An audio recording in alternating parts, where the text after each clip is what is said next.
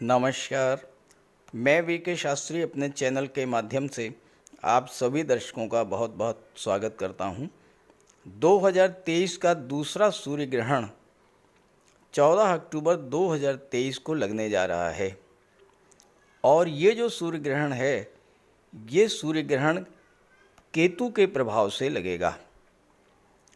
राहु और केतु को बहुत थोड़ा समय रह गया है मेष राशि और तुला राशि में, क्योंकि 30 अक्टूबर को राहु केतु राशि परिवर्तन करेंगे और मीन राशि और कन्या राशि में गोचर करेंगे। राहु केतु के राशि परिवर्तन से पहले ही दो ग्रहण लगने जा रहे हैं। 14 अक्टूबर को सूर्य ग्रहण लगेगा और 29 अक्टूबर को चंद्र ग्रहण लगेगा। 14 अक्टूबर का जो सूर्य ग्रहण है ये केतु के प्रभाव से लगेगा, जबकि 29 अक्टूबर का जो चंद्र ग्रहण है ये राहु के प्रभाव से लगेगा। आज के इस वीडियो में 14 अक्टूबर को लगने वाले सूर्य ग्रहण पर विशेष चर्चा करेंगे। इसमें सूर्य ग्रहण से संबंधित कुछ प्रेडिक्शंस, कुछ सावधानियां और कुछ उपायों पर चर्चा करेंगे। ये जानकारी, ये वीडियो अगर आपको अच्छा लगे तो अपने साथियों को, मित्रों को भी ज़रूर शेयर कीजिएगा। तो चलिए वीडियो शुरू करते हैं। 14 अक्टूबर को ग्रहों का गोचर कुछ इस प्रकार का होगा। ये मैंने कालपुरुष कुंडली के आधार पर आपको दिखाया है। मेष राशि में गुरु और राहु का गोचर होगा। तुला राशि में केतु और मंगल का गोचर होगा, जबकि कन्या राशि में सूर्य, बुध और चंद्रमा का गोचर होगा। 14 अक्टूबर को लगने वाला जो सूर्य ग्रहण है ये थोड़ा अलग होगा। पिछले वर्षों में जो सूर्य ग्रहण लगे हैं उससे कुछ हट करके होगा, क्योंकि सूर्य ग्रहण या चंद्र ग्रहण वहीं लगता है जहां पर राहु और केतु का गोचर हो। लेकिन इस बार अलग क्या है, सूर्य का गोचर कन्या राशि में है, केतु का गोचर तुला राशि में है और ग्रहण कहाँ लगेगा? ग्रहण लगेगा कन्या राशि में। ऐसा तब होगा जब राहु केतु अगली राशि में गोचर करने वाले हों। अब देखिए क्या स्थिति बन रही है कि केतु 18 माह से तुला राशि में है, 30 अक्टूबर को कन्या में आ जाएंगे। तो ये जो सूर्य ग्रहण लगने जा रहा है ये उस पॉइंट पर लगेगा जहाँ पर केतु कन्या राशि में गोचर करने वाले होंगे। कन्या राशि के शुरुआती बिंदु पर होंगे केतु, जहाँ से कन्या राशि शुरू होती है और जहाँ पर तुला राशि समाप्त होती है, बिल्कुल उसी ट्रांजिट पॉइंट पर केतु होंगे और तब ये सूर्य ग्रहण लगेगा। नक्षत्रों की बात करें, ये सूर्य ग्रहण चित्रा नक्षत्र में लगेगा। सूर्य, बुध और चंद्रमा ये तीनों ग्रह 14 अक्टूबर को कन्या राशि में होंगे। मंगल, केतु तुला में होंगे। भारतीय समय के अनुसार 14 अक्टूबर को रात्रि 8:30 पर 8:30 PM ये चंद्र ग्रहण लगेगा और मध्य रात्रि के बाद 2:35 तक 2:35 AM तक ये सूर्य ग्रहण लगेगा। अब प्रश्न ये है कि क्या भारत में ये सूर्य ग्रहण दिखाई देगा? तो भारत में सूर्य ग्रहण दिखाई नहीं देगा। सूर्य ग्रहण अमेरिका में, कनाडा में, ब्राज़ील में, कोलंबिया में, वेनेजुएला में, अल सल्वाडोर में, होंडुरास में, यानी उत्तरी अमेरिका, मध्य अमेरिका और साउथ अमेरिका, इन जगहों पर सूर्य ग्रहण दिखाई पड़ेगा, और जब सूर्य ग्रहण दिखाई पड़ेगा तो इन स्थानों पर सूतक काल प्रभावी होगा। अब इस सूर्य ग्रहण का ज्योतिषी प्रभाव क्या है, पहले इस पर चर्चा कर लें। ज्योतिषी आधार पर इस गोचर के इस ग्रहण के प्रभाव को समझें। जो ये ग्रहण लगने जा रहा है, ये चित्रा नक्षत्र में लगने जा रहा है।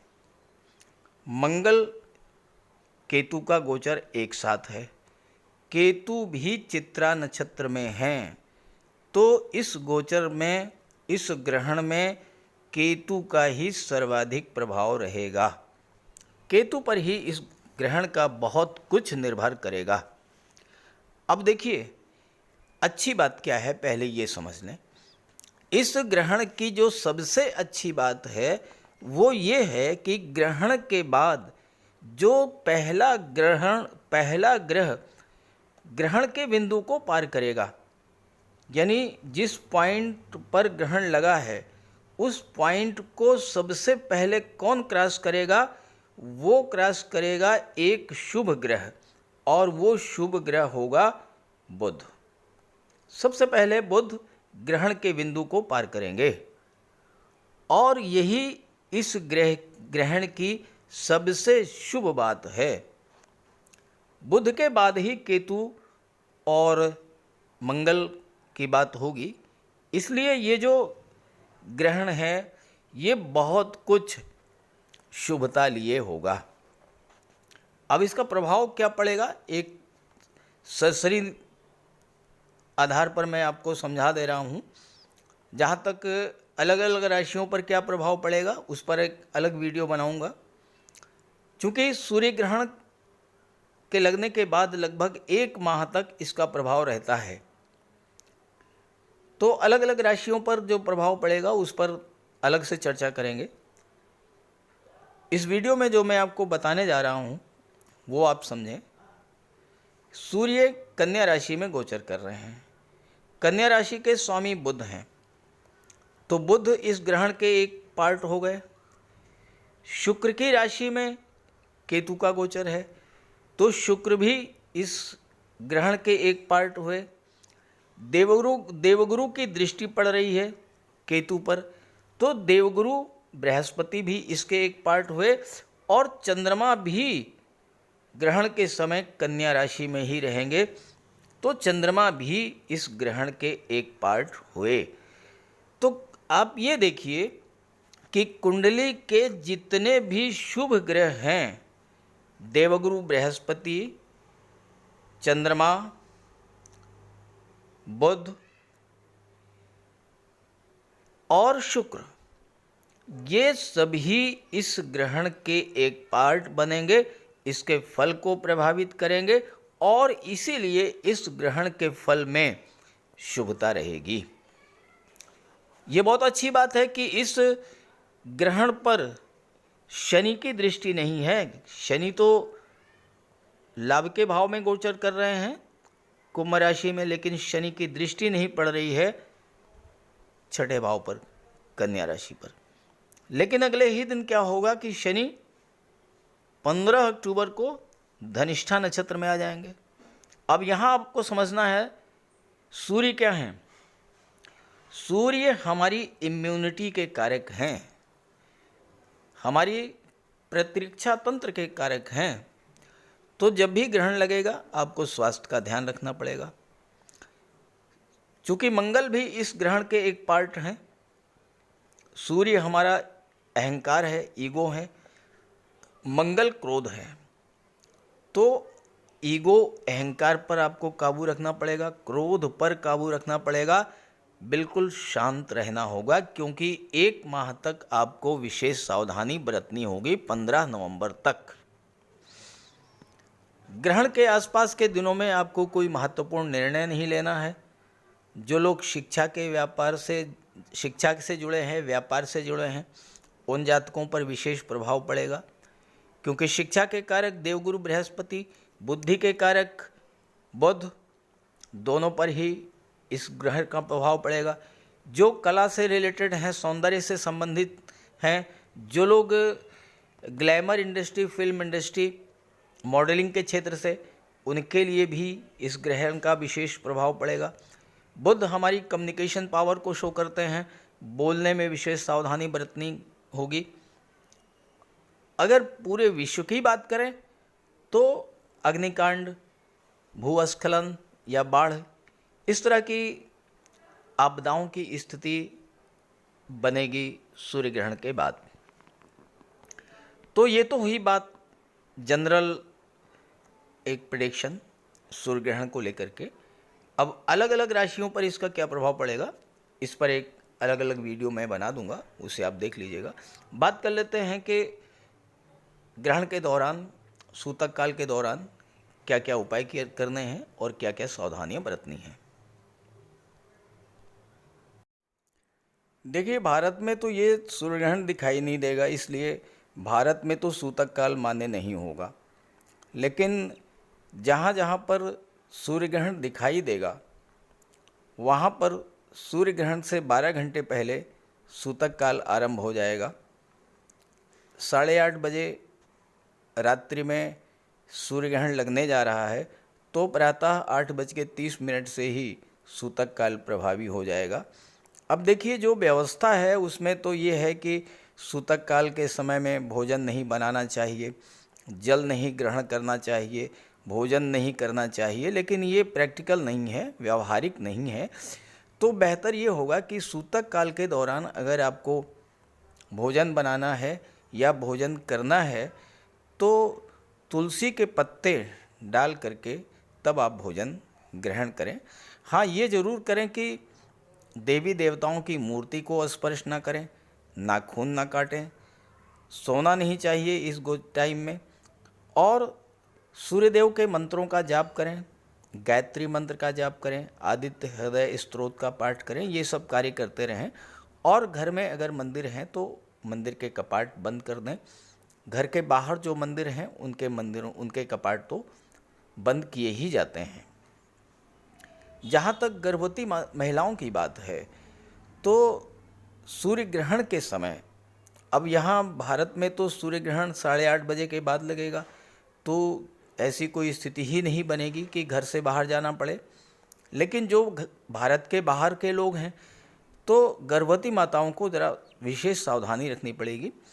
घर से बाहर निकलने से परहेज़ करें। अगर बहुत ज़रूरी है तो तुलसी के पत्ते अपने जेब में, अपने पर्स में डाल करके तब बाहर निकलें। और ग्रहण के दौरान कैंची, सुई, पेन, नुकीली चीज़ों का, धारदार चीज़ों का प्रयोग ना करें। कोशिश करें कि भोजन ना ही करना पड़े। और भारत में तो 8:30 बजे लगेगा ये ग्रहण, तो इसके पहले ही आप भोजन बना लें, भोजन कर भी लें तो बहुत अच्छा रहेगा, जिससे कि 8:30 बजे से और 2:35 तक आप आराम से शांति से बैठ करके सूर्य नारायण का ध्यान करें, आदित्य हृदय स्तोत्र का पाठ करें, सूर्य की उपासना करें, गायत्री मंत्र का पाठ करें, तो ये आपके लिए बहुत अच्छा रहेगा। सूर्य ग्रहण जहाँ पर दिखाई पड़ेगा तो उसको देखने से बचें, अवॉइड करें। और इसके अलावा बाहर निकलना है या भोजन करना है तो आपको तुलसी के पत्तों का प्रयोग हर जगह करना है।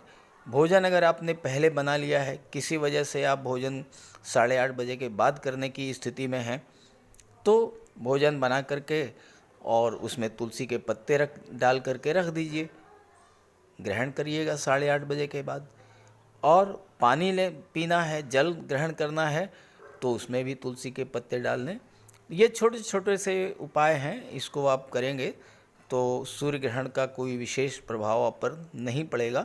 वैसे भी इस बार का जो सूर्य ग्रहण है वो शुभ फल ज़्यादा देने वाला है।